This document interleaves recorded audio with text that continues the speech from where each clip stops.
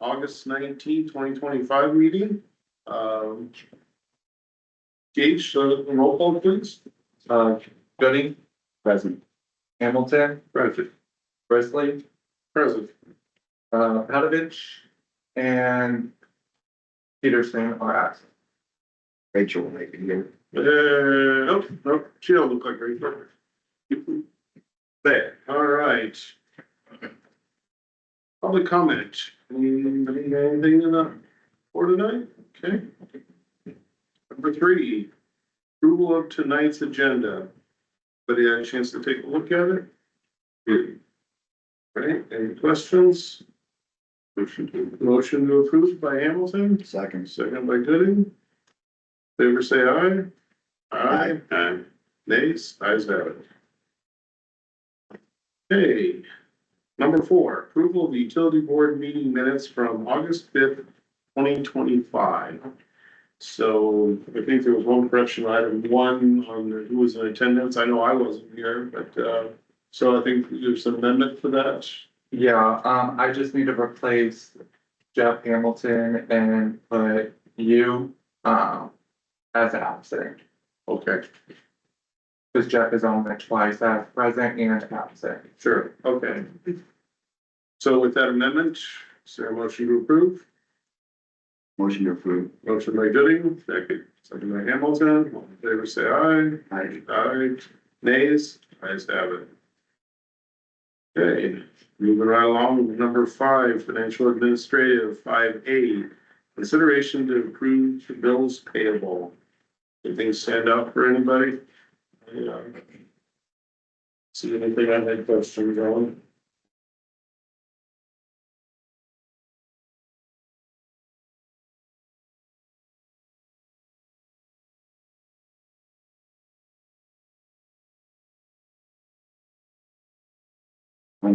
Motion to approve? Motion to approve bills payable.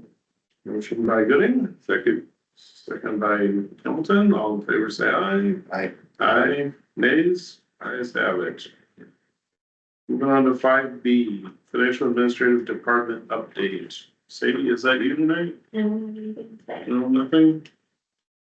Just a reminder, your next meeting is the 9th, not the 2nd. Okay, So it's after the Monday council meeting, and Monday the 1st is a holiday, so it's the 2nd week of September instead of the 1st. yeah, perfect. I was hoping you were gonna say that, because otherwise I've been absent if it was the 2nd, so. All right. Anything else? No, Gage, nothing? All right. Moving right along, number 6, electric department, 6A outages, Colin, anything? Yeah, a few events. Back on August 10th, I got a phone call from the answering service at 5:45 AM. Had 2 customers that said they were without power. One was on Redwood Circle, the other one was on West Lakota Road. Got there. Both places had power, and so we eventually checked back at the reg station, and we just had a no control alarm for the entire system. So, come to find out that transmission line actually went down out on Woody Road, one of the Ames lines. So I'm guessing they probably had to do some switching, so they dropped us for a second and picked us right back up. Okay. Yep. So it was nothing caused on our end, yes. Okay. And then August 12th, got a call at 3:00 AM. Answering service, from the fire department at 501 North Fifth Place. There was a branch on line that was on fire, so we got there, isolated the line. It did break a main line to and secondary run as well. So we had to end up isolating that entire block to get that back up and going. And then back up, everybody back up at 5:00 AM. That one was 39 customers affected. And that same day at 8:45 AM, had a call at 600 block West Prairie Vista Drive. Didn't have power, went there. And then, there was there's well and fuse right at the tap off of Sinclair Road that comes back and loops around. So we just walked out that one phase and didn't find any problems. We threw the fuse back in, it held. That was at 9 o'clock, so 15 minutes, and that was 7 customers. I gotta label that one as unknown. We did find a few straggly branches that maybe if one fell out of a tree and just fell in between the phases in a neutral or something and kicked it out real quick. I don't know, but No birds or squirrels or nothing like that? didn't find any animals either, so. That's it. All right. And let the record reflect, Rachel joined us at 5:05. Welcome. You're fine. No excuse. You're fine. You're more than welcome. All right. So moving on to number 6B. So discussion and consideration to approve electric superintendent base wage and line foreman and electrical superintendent job descriptions. So I guess I'll open that up. Sadie, you want to give us some background on that? Maybe what drove us where we're at here and give us some feedback or some input on this? Yep, so, it was just kind of brought to our attention actually by Colin, that he was already fulfilling, more of an electrical superintendent job role instead of a line foreman. So that's where it started for the wage study and then the job description study, and that's why we put that together. Anybody got a chance to look at that? I know, it's included in the packet here. Any open that for discussion, I guess. Anybody has anything they'd like to discuss on that? I guess my thing is, and I haven't had a chance to go back and look at this, but when we approved Sadie's position, we brought this up. That was. There was a different, Mark wasn't here then, but like, that's what we thought the goal was, to get to that point with Keegan and Colin. And we're told like, no, we were gonna stay that way, and that's why we needed Sadie's position. Because after reading this stuff and like what she's doing, I think that would open up additional work for Colin to do some of these things. I've also been told that Ashley's helping both of these guys doing this too, so that's one of my concerns. And then like, we just did this CBA agreement. And there was never anything that came up about any of this. Sure. So And that was my understanding as well as, with Sadie's position created that, it was gonna be more handling the administrative side for both water and electric. And then, we wouldn't, at that time, when we moved forward with Sadie's position, we weren't gonna, go down the superintendent role, I guess, or it was. At that time. At that time. And I just wanna say this, and it's nothing against you, Colin, or anything like that, and like, that was our initial planning. I think that the board wanted to go down that route. And do that and have a lower position person more, in that admin position. And now we're top heavy with a management position that's still falling under a CBA agreement that I don't understand. And then we're doing this again. So I guess that's why, like, we were told one thing, back in October, early November, but then that's not how this seems to be coming along. So just some clarification, I guess, on some of those points. Sadie's position is not a bargaining unit position. Neither is the superintendent role, which is, Keegan's a superintendent, for the water department. He's not part of the bargaining unit. Colin is titled as the foreman currently, which is not part of the bargaining unit because he's supervising that role out there. But what really happened here is, between a foreman and a superintendent position in the electric department, there's difference in what those duties and those structures would be. A foreman would be, as I understand it, more of a on-site project lead, helping the apprentice, the journeyman, kind of scheduling on-site, where that superintendent role would be your, not necessarily administrative, but doing more of those project management, working with vendors, ordering and sizing transformers, working on just reviewing plans and things like that, where Sadie is on the more compliance, reporting, regulation type of administration. She's not overseeing staff or anything, so there are still leadership roles, just like Keegan being the superintendent. A superintendent role in electric is much more comparable to the duties that Colin is doing every day. They are very different administrative type leadership roles that Sadie is in compared to Colin. Now, whether or not we want to have a foreman role as well right now, is No, something else to consider, but it does, leaving it there, even if it's not fulfilled right now, provides some growth opportunity later down the line as, the electric staff grows and somewhere for that journeyman to move into as we get more of our apprentices into that journeyman position. But the reality here, and really the only thing we're trying to focus on, is what Colin's actual title should be, where when I brought that forward, as we were going through that transition and talking about this new structure, a utility administrator to help both departments with the financial compliance, regulatory reporting aspect, but both departments were still gonna have a leadership role to manage the operations. And when I brought that forward with Colin, that was my mistake in calling it a foreman position. But they're in fact different roles, of foreman versus a superintendent, and so we're just trying to make sure that we have the correct structure in place on the electric department. So not intending to create anything different, it's what he's already doing, it's just a more appropriate title. I think there's a lot of benefit to leaving that foreman position in the structure to potentially fill someday.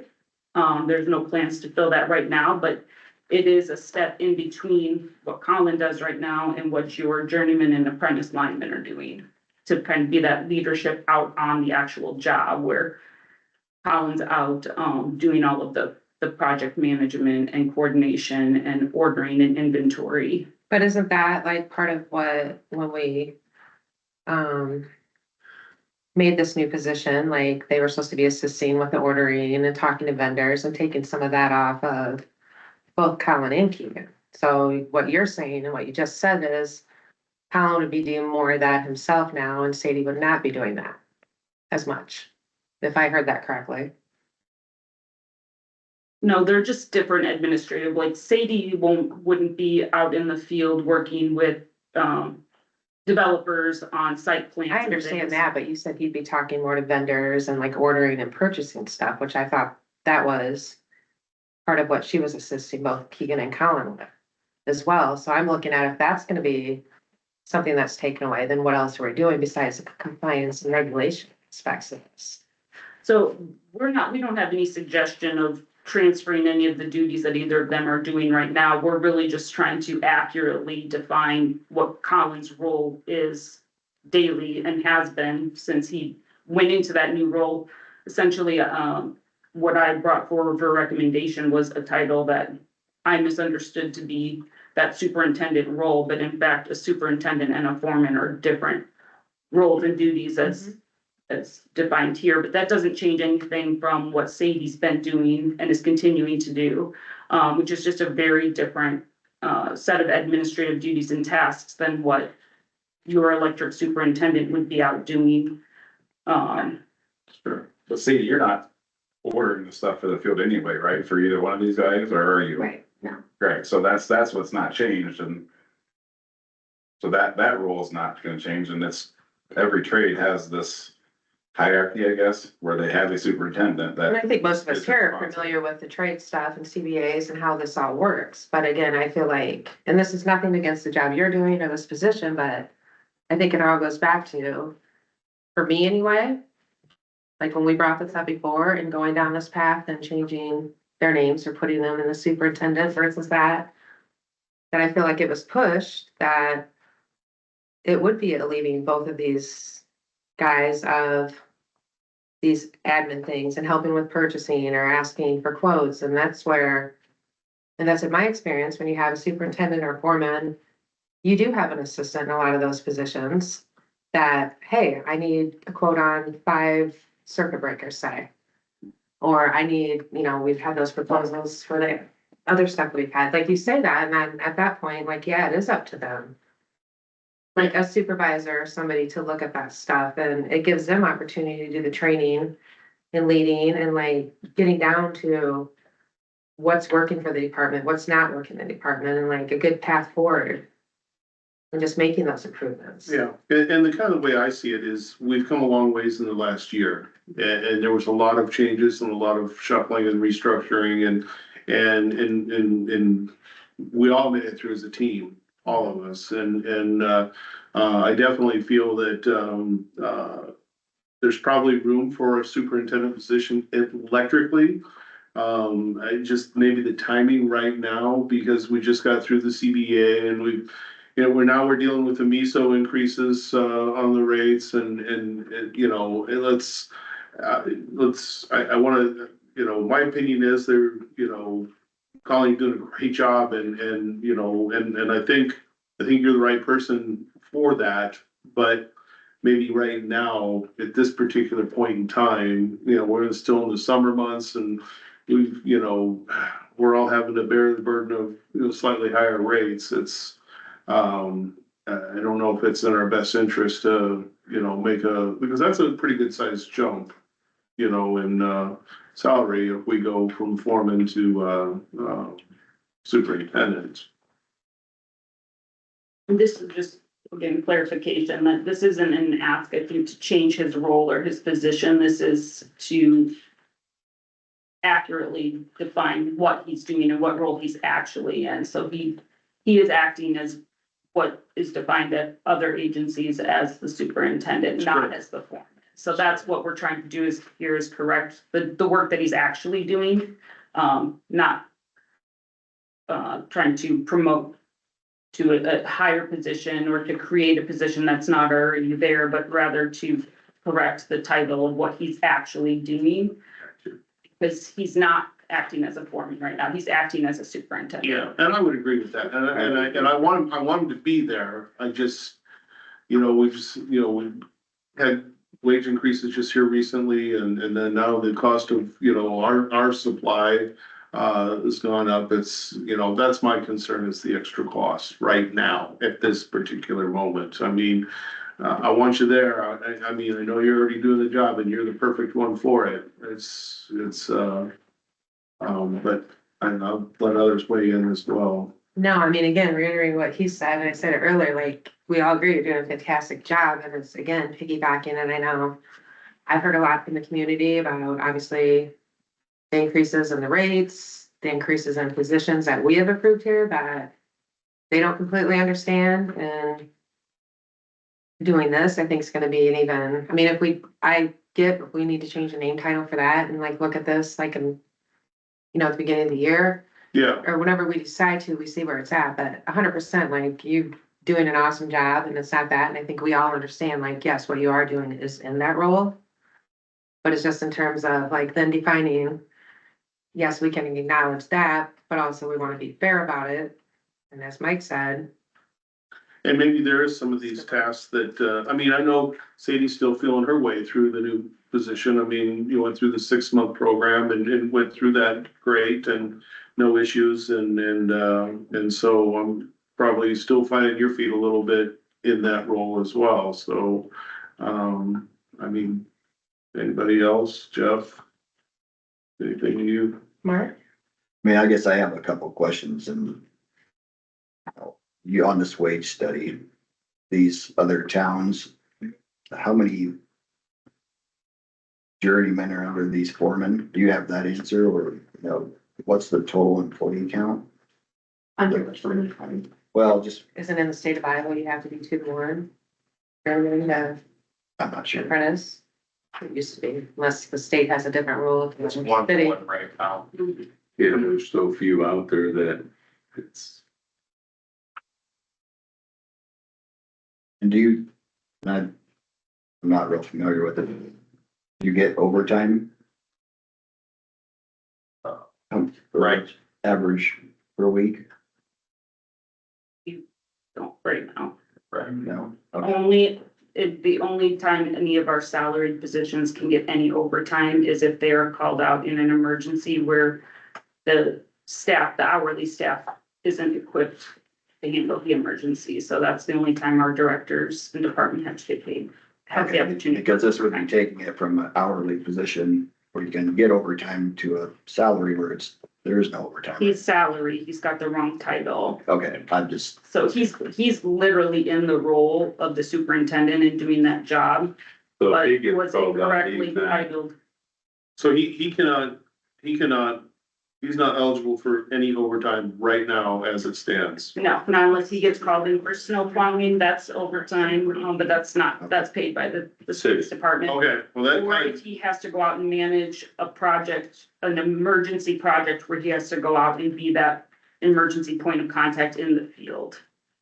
Those are the opportunities, because he's a salaried department head position right now. that makes a difference. yeah, I was gonna say, that kind of Rather changes than- things for me. They are not Defined like that bargaining on unit information. positions. All right, cause I was under the assumption as a union, foreman, that he would have his overtime eligibility, but A foreman would be. yeah, If we left the foreman position, it would be similar to the journeyman positions, just that leadership kind of lead. What our leads would be in our public works, like our streets lead and parks lead, that would be the foreman position.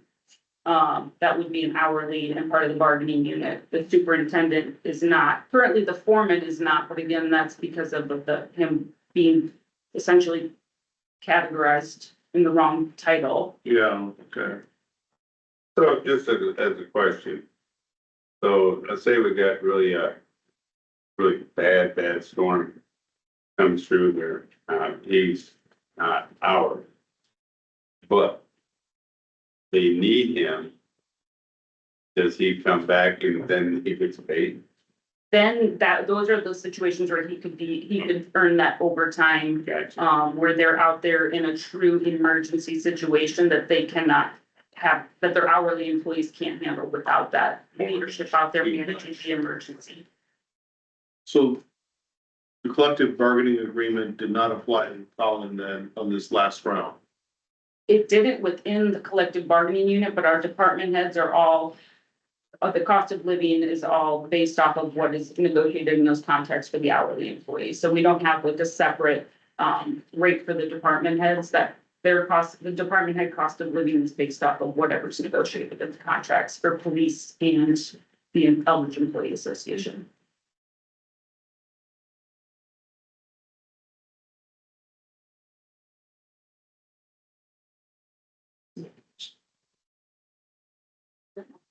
is this, I don't know if I put it into that. must be for other than,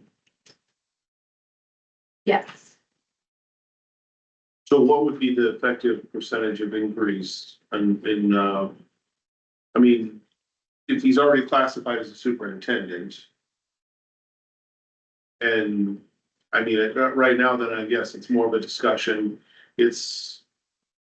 If we don't choose to backfill the foreman position because. We don't want to at this time. Then where does that percentage leave us as far as, the salary increase So. between some of the various communities? Right, so there was 3 recommendations, that I had sent over previously. So the first one was based on, the under average percentage. So we just took the average the foreman wage and compared it to our foreman wage, and it was 93.65% under average. So taking that, we set that first recommendation for superintendent at 109,932. Recommendation 2 is based on the average gap between the two positions. That would place it at 102,196. And then recommendation number 3 is just the overall average of all the cities we collected, which is 117,386. So those recommendations were not just for that particular position. That was the average, like you just asked, between the foreman and the superintendent.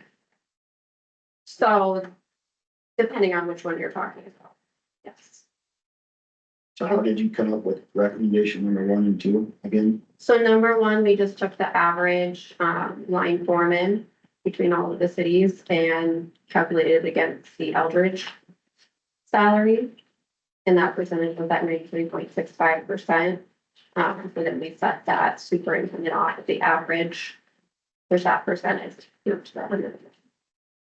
So Colin's currently at the 98,17. And then that 102 is the gap between the journeyman to foreman based on the average compared to others.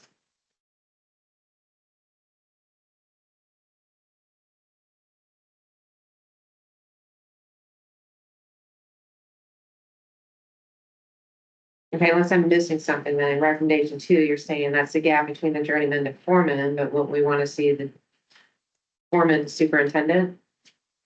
What that difference is? And that's what you asked, right? Yes. So well, just looking at where he's currently at, and then I believe the one that 93%, that came out to 109,932, that would be roughly a 9% increase.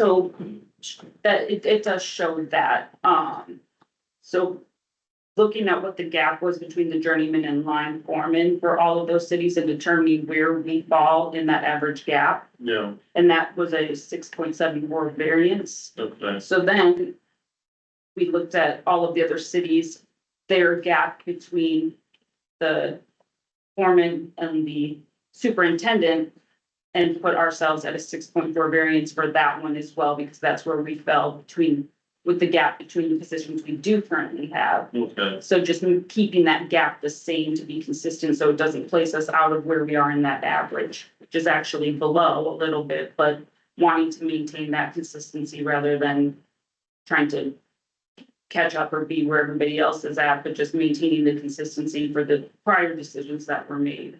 And to maintain that equal gap in our structure as well. I guess one thing, looking at these numbers, it doesn't, it's, usually have, for example, Mount Pleasant, that superintendent could be there 20 years, right? Well, one of the, that's the smallest town on this list, but pretty close to the highest.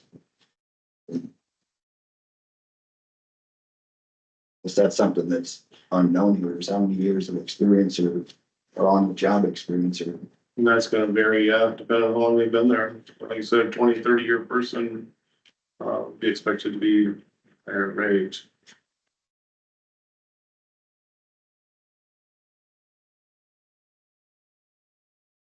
So it's a 6.74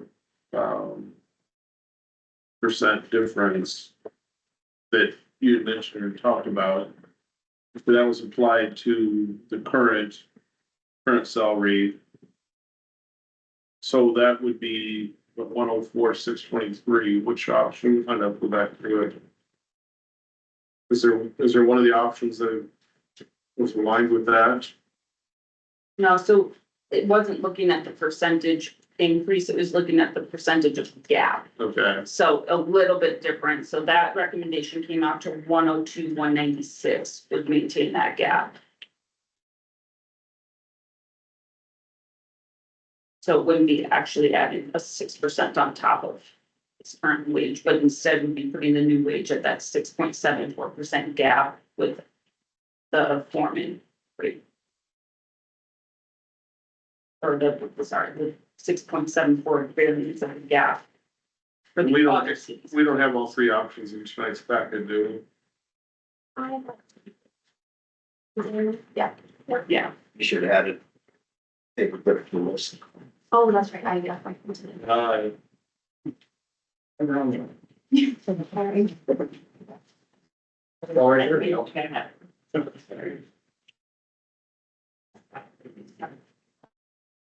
Which,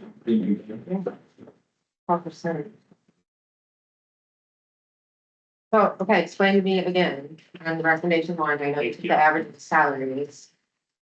Like I come up with like a 12% increase then in that. So recommendation 1. A 12% increase. I thought, So that was because it was just set off of the average of the overall wages we collected from other cities. And we were 93.65% under that. So then we set the superintendent rate off of the average of the other cities at that 93.65%. But I guess that's where there's about a 5 to 6% difference then in those calcs.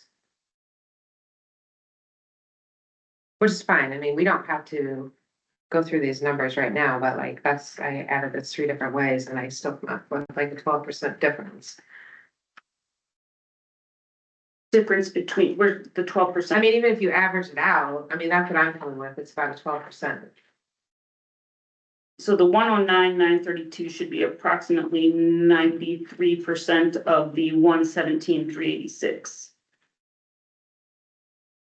93.65% of the average.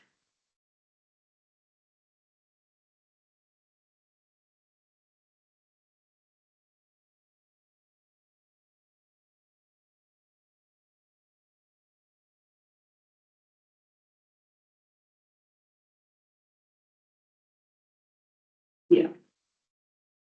109,932, that's what it's. And that's going off of our current foreman rate at the 98,000 is approximately 93.65% of the average foreman rate for comparable cities at the 104,668. So did you go with the highest average then for Muscatine? No, we averaged the midpoint. Between the 82 95 and 123. Sorry, what was that? Between the 95 and the 143. Yes, same for the foreman between the 82 and the 123, reaching up, having a midpoint to use for that. And that's because probably different years of experience. Yeah, they're much bigger. Yeah, I was gonna say Muscatine is kind of in a different category. It's population wise. And they got that cool light up water tower. They do, And that thing's pretty. with a logo on it. Well, and I don't, Muscatine Power and Waters. Are they a city entity though? They're a unique setup. They are a city utility, but at some point I believe when they explained that they became a nonprofit, but they still associate with the city, but they originated as a municipal utility. So it's a unique setup for sure. The power generator themselves, right? Was Yeah, that? they have their own plans. They're Yeah. power generation all themselves. you know. They did, I believe, classify as a, nonprofit agency eventually, but they still associate as part of the city, so.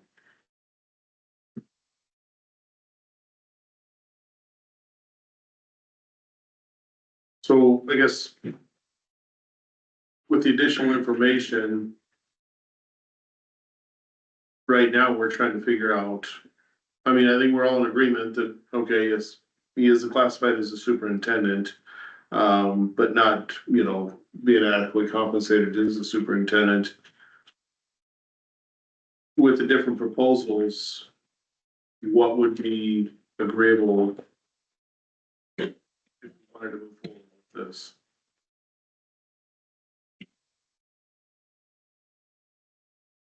Maybe no time with the name, problem with the name change right now, position clarification title. But I think I'm gonna run some more numbers. Before, I Okay. personally I would agree to. Okay, I mean, yeah, some clarifications, Cause I think like when we happen got from the each of that report, as like, well, we yeah, all took it as something different. It sure, wasn't defined clearly on here. And what these are explanations of how these are calculated, so. I mean, I started running these numbers, we got this before. Some of it more makes a little bit, sorry, oops. A little bit more, makes a little bit more sense, but we don't have all, for me, I don't have all the facts of how these numbers came out at the time, or where they were derived from and how they were calculated. So, I have a little bit more clarification there, that's where, And I did send the email on it, I can resend that out too, I find it just gives more detail on how. I have that email. Okay. But yeah. I couldn't, and that's me, I don't know if anybody else had a problem coming up with But it. I thought it was more of a promotion to the superintendent but if he's already classified as a superintendent, then we're just trying to close a gap here, that's. But to try to determine an amount, maybe we need a couple more weeks to. Yeah. Kind of sort that out and digest it a bit, so. But I do appreciate all the clarifications, cause again, I wasn't completely, I thought he was still at the foreman level. And then that position had not been filled in the electric department, so. Yeah, there really wasn't a superintendent or foreman position, prior to us moving Colin into that. And so when he did, again, it was just a misclassification, calling it a foreman, but really, and I remember. what he's doing is superintendent. Yeah, I mean, we We created that spot. kind of made Colin jump into that spot at that point in time. He did a fantastic job, Colin, so. Yeah, and then we did the same for water, and Yes, we when did. Keating came in and did the superintendent, which they're equal roles in what they're doing, so, I mean, that's another, just, shows that Colin is acting as that superintendent, it was just misclassified, and then when you look at classifying it correctly for what his job duties are, we wanna make sure we're in the appropriate wage range for what he's doing. Sure. As well, and so that's where the wage study part comes into it, is just to make sure that the duties that he's doing are compensated the way they would be at any other agency, so that he doesn't decide to take off on us. That's exactly right, and again, I just. The time with everything else going on is not ideal, but I think it just maybe one more meeting to digest where we come up with a number to. We can all agree on, might be in order. Anybody else feel different? I agree. I agree. All right, let's maybe take it up on the agenda for the next meeting and get it hashed out then. I have one more question before you're gone, or two. Yeah. How long have you been with the city of Eldridge? 8 years on July 31st. Gotcha.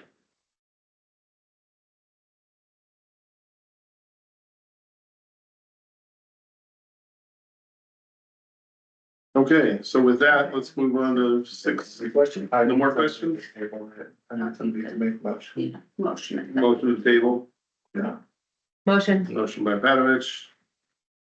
Second by Hamilton, all in favor say aye. I, Aye, nays, ayes have it. All right, 6C, department updates, Colin, anything else? Yeah, couple pole change notes, one was done on South Fifth Street, later last week, right in front of Ed White. There was an incident with K&E Flatwork when they were, running an excavator and, they actually, ripped MediaCom down, that pole was guyed, it ripped the guy wire out from the pole, it gave it some pretty good whiplash, so. After further discovery, the condition of the pole butt itself in the ground wasn't that great anyway, so that was just a quick insurance, we better just get that taken care of before it decides to just fall down on its own one day, so. And we did another pole change out at 720 West of Clay Road.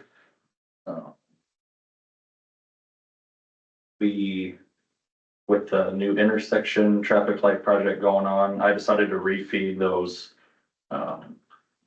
lights on Fourth Avenue from East Franklin Street instead of having to retime just them 5 lights to something at the corner there. It was the footage difference was a lot less anyway to do that, so, Vortec came in and helped us out. They just ran some 1-inch conduit for us from light to light. They took care of that. We got those lights back up and going. They've been out for quite a while, so just with the construction, so. Okay, And then while they were there, they also helped us, they bored like 80 feet of primary for us, 3-phase. We supplied the wire, obviously, at the Genesis expansion, so okay, we were able to set the new transformer yesterday then too as well, so the electricians can keep going with doing what they're doing and we can work on our end, getting that heated up for them whenever they need be, so. Sure. And other than that, there's just a lot more services going on, so we've been installing those as needed as well, so. Excellent. Yep. All right, thank you. I have Thank a you, question for Colin, Yeah, maybe about it too, I noticed, I think it was last week, I wrote it down or whatever, but I did notice in terms of like safety things, that's obviously a concern probably for the city, it is for our board. I saw 4 of our utility workers, one was in a bucket up top, he's the only one wearing a safety hard hat, 3 other workers standing beneath them with no PPE on for that.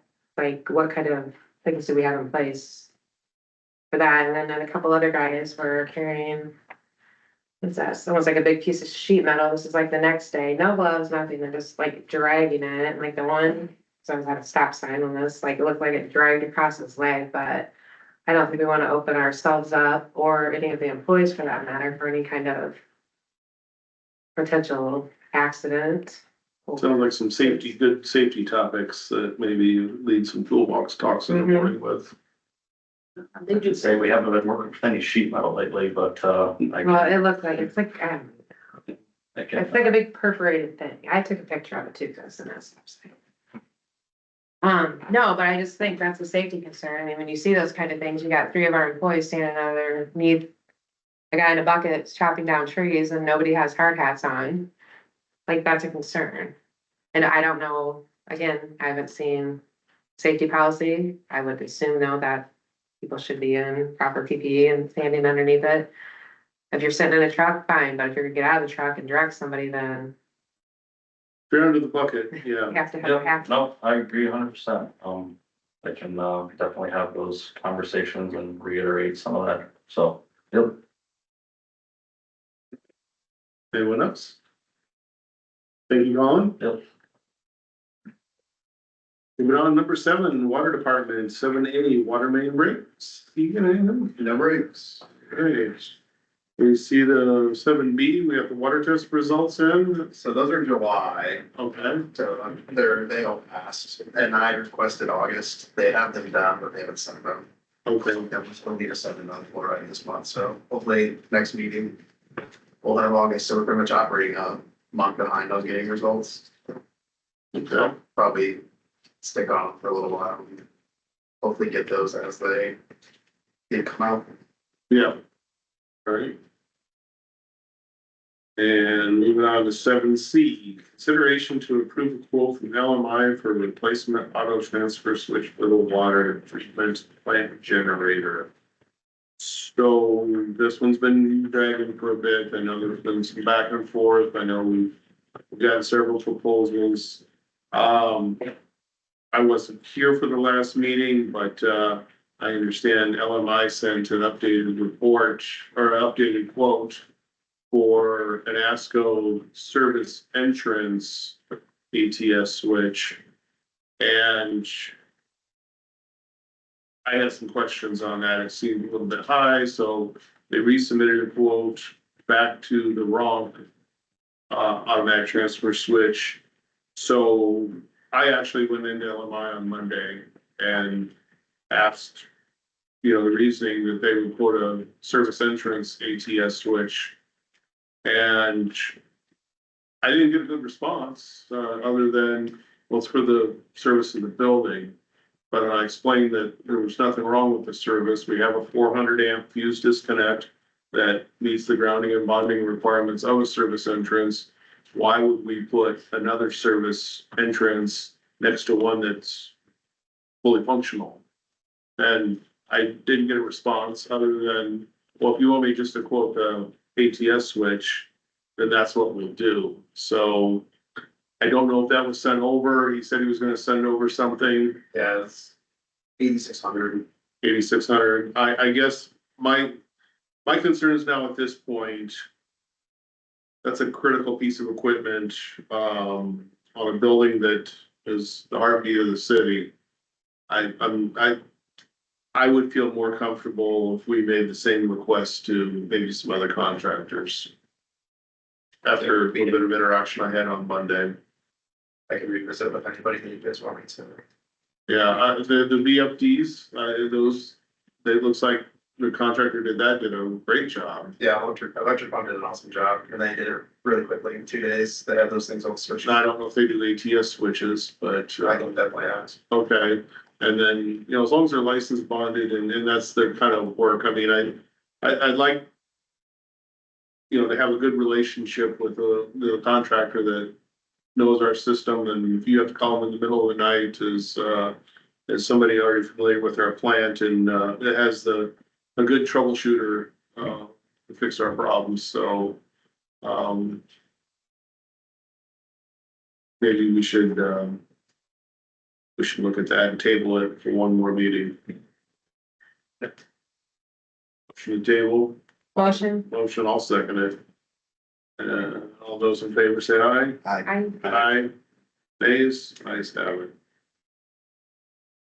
But again, you still have manual function of what's existing. Yeah, we can still transfer power. And when I looked at the cut sheet of the ASCO 300 DTS transfer switch, the 400 amp version, all the dimensions looks like it's almost a very close fit to what's already there. So there was no need to put it outside or anywhere else. Right. Which I knew putting it outside drastically. Yeah, no, it's, yeah, it looks like that'll fit just fine in there, so. Okay. 7D, discussion and consideration to approve the water tower logo, font and color. Please got your picture books. my first question, we talked about this way back when. We were going to strive, stay consistent with what the city already uses on their logos, websites, etc. Are any of these the same? Because in most things, I see like a lot better, and I didn't see one that kind of matched this. Because then we have some things that have the Eldridge still in cursive, but like, remember that one? That is- Yeah. I mean, the brush script looks like it's similar to. The script is like as close as what's up there right now. Sure.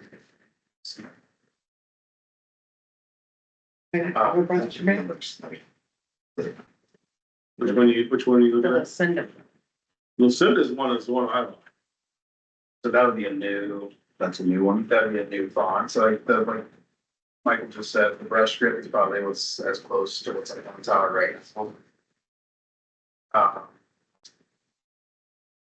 Obviously, all of this is completely mix and match, like these aren't like set combinations. So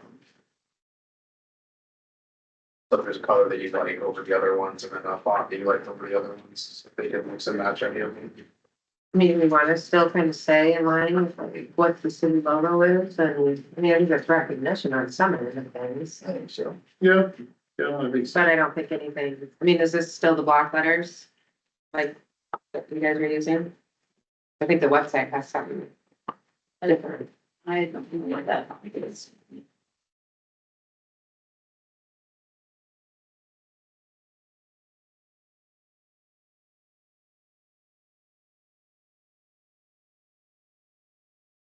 Yeah, I'm good with keeping it something close, that's what I thought, either the brush script or the Lucinda calligraphy. It's nice. Yeah, I think either one of those looks good. And the brush script almost looks like it's wider, so you can read it better. So what if they can't read cursive? Well, that's most of our kids. That's that. So. Yeah. Oh, our grade schools will still teach it. Who's? Your kids go to North Sky, I think, They do, I like, they do. no, I never learned it.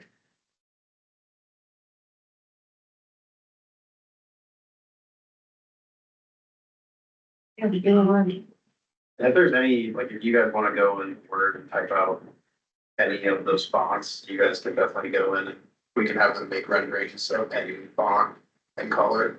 I know we just know we're gonna go with the darker gray. And then the lettering can be a different color, like want the lettering black or match the dark gray color, we can still do that. But if you guys wanna play around with fonts, we can have them make renderings. I mean, I think we're all good with, because I kind of, like, we want to stick with what the city logo is, like, one of these are fine. So you like Rachel? Huh? Which one you like, Rachel? Either one of those, that's the two that I thought were closer. Color? Yeah. I like happy. Never asked, A lot of lights, we're so aiming for those lights like Muscatine. they never asked me what he thinks. Which one? What do we, just. Whichever the doctor's like. Keegan, what's your favorite script? I think the Lucida calligraphy would look good, I think, and then the Castle Gray. It's hard. Yeah, I think that'd look great. Fine, okay. So we're looking at the Cinder calligraphy in a castle gray. Perfect. We got the, I hear a motion to move forward with the Cinder calligraphy in a castle gray color. Motion. Motion by Hamilton, Oh, second. second by Patovich. In favor, say aye. I, Aye. Nays, ayes have it. Okay, good. Department update, anything else, Keegan, to discuss? Yeah. The football field fire service, they passed their 2 consecutive bacteria samples, so now that fire service is active. 2 weeks ago, I took my grade 3 treatment certification exam and passed. It's preemptive for us upgrading to a grade 3, so I'll get my distribution here in the next 2 weeks. We finished all the hydraulic model testing for ISG. It was kind of like one of the final pieces for them to finish their hydraulic model, so hopefully that's coming to us pretty soon. He's planning on being here in September. Hopefully he has that to go over with us. We already talked about it, the electric pump, finish the migration and new install of the VFDs.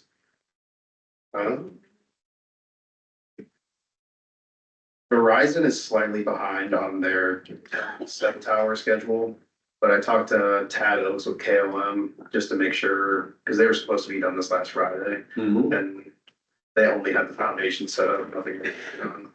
I talked to Tad and he had confirmed with Mike that if Verizon's slightly behind, it's not gonna interrupt Mike mobilizing and getting here, getting things set up, because a lot of like the first week or two for him is just set up and prep work. So he kind of was graceful towards Verizon, saying like, as long as they keep you like along, it's fine with him, so timeline for them's okay. We are under 100 service line verifications left to go, so again, Gage, Peyton, everybody in the office have really taken care of a lot of that for us. Kind of final stretch, so nearing the end. And then this week is the Iowa Water and Wastewater Operators Appreciation Week. So I just want to recognize the operators for Eldridge for water and wastewater, just because we are like the first line of defense for a lot of things. So big shout out to the guys that keep it floating. And then I guess the last thing is our operator Tanner Lusark. He's getting married this weekend. So just a congratulations from the department to him before he makes that big jump. But that's all I got. What's the projected date that you're gonna bring the, water level down to 16th Avenue Tower? So the official start date is like September 15th is for the actual start date of the reconditioning. I think the first like 3 or 4 days is totally prep work. Sure. So probably the week after their prep, when they actually start doing the work is when we'll probably actually shut down. So probably that 3rd week in September is when we'll be just operating off of one tower. Okay. So, and I've already, at least I've gone over the game plan for that with one of the operators, so. We actually went and checked the valves to make sure that those are operable yesterday. We made sure that they're uncovered, easily accessible. And we turned them just to make sure they turned properly, so we're pretty much set up, ready to go. Okay, excellent. You also have any questions for Keegan? I just want to make a comment on the letter that went out to people and the service line check. Yeah. It looked like there was some upset customers over that. We've had a few calls. But it's it gotten to the point where I think this is like our 4th or 5th time trying to do verification. We've done call outs, we've done mails, mail answers. And now I think that this is the second time doing door hangers, so previously, I don't think the response was very good. It was kind of just like a, hey, we're wondering what this is. Now it's kind of gotten to the point where, because we're getting pressured by the DNR and the EPA to complete this inventory, we had to get a little more Take it up and forward no. for people to actually respond. And now the response has been amazing. Out of like the 700 that we needed to verify in We have in 2 or 3 months. 587 left as of 4 o'clock today. But they're due by the 29th, correct? So, yes, that's the deadline we gave them to let us know by. Yeah, So what, okay, so what's today, Tuesday, so say Friday, we're at 150. That gives everybody a week, Mhm. so what's the plan? Forward to try to get an answer out of the remaining amount by the 29th, or are you gonna move forward with shutting off? We won't shut anybody off. It would just be, we would go pothole to verify their service. So if you don't want somebody to pothole or dig up part of your lawn to verify it, then That's we what we just need a few minutes to come in and verify. Really, I mean, that's the Or reality call of the in or- situation. We have to get the inventory. It's mandated by the state. Yeah. And really by, That's for the customer's benefit. yeah. and I mean, again, it's mandated outside of our control. We have to fulfill to be in compliance. So if we can't get the inventory any other way, unfortunately, we would have to go dig them up, and we don't have the time or the resources for that either. So we Yeah. What's an additional cost to the city? Mhm. Yeah, okay, just go in the basement, but So, yeah, I'm understanding that the letter was forward, but we needed that for action to take place, because now the response has been very good. So, I mean, it's unfortunate that people take offense to it, but it's what we need to do to be compliant with our regulations. And then how, I had one lady contact me and she said 2 of her neighbors previously turned this in. I saw some of the comments too on the city page that people had turned stuff in. You know, he said, she said, but I mean, what are the processes just so this doesn't happen again if So people are there- turning stuff in or? There was a spreadsheet before I was in the office that they started, and a percentage of it got misplaced, lost, who knows what. But the guys also did have a big chunk of it still saved. So neighbor A isn't getting a letter, but neighbor B is. It's because we have A's, but we don't have B's. So the list that we have right now, it's kind of just me and Keegan just kind of taking on it. I've kind of taken it over. So I'm the one who's kind of dealing with it the most. But I also have it backed up into a different drive as well. So that way, if it does malfunction or get lost or misplaced or deleted, it is in another file as well. Good. We're on the 3 of this process. I think this started back in, I want to say actually started back in 2021. I mean, I was getting responses with phone calls and stuff like that, but I don't have all day to just sit and make phone calls to 700 and something people. I mean, Peyton helped me knock out at least 200 of them. And it got kind of to the point where it was like, okay, let's do these door hangers. We did the door hangers. We gave them 2 weeks, no response. So then I just mailed out letters to people as well. So that's kind of like my final straw for them, I guess, before. I mean, most of the people are super chill about booking like a time for the guys to come and take a look. I let them know it takes them 5-10 minutes. And I mean, Egan and Tanner have been knocking them out as well. Yeah, and really the inspections take about 30 seconds. So it's fast, and I know it takes a fortune out of some people's day. I know they've come home from work and stuff like that, but it's really quick. Well, hopefully get the rest of them knocked out, I guess, soon. so So with what you just said, is it possible that somebody could flex their hours so they could be available for, say, a couple evenings here and there to complete that? Yeah, Rather than inconveniencing people? if there's a list of people that are better at 5 p.m. or 6 p.m., or if there's somebody that's better at 5 a.m. or 6 a.m., I'm more than willing to let the guys flex their hours. I think we've got overtime for, office staff too, and I know Jeff has gone after work a couple times and gone and done some of the verifications. Got everybody working on it as they Yeah, can. and Tony as well has, and a lot of them done as well too. Getting there. Okay, anything else? Brings us to item number 8. Is there a motion to adjourn? Motion. Motion by Pavich, Second, second by Gooding. All in favor, say aye. I. Aye, nays. Ayes have it. We are adjourned. Okay.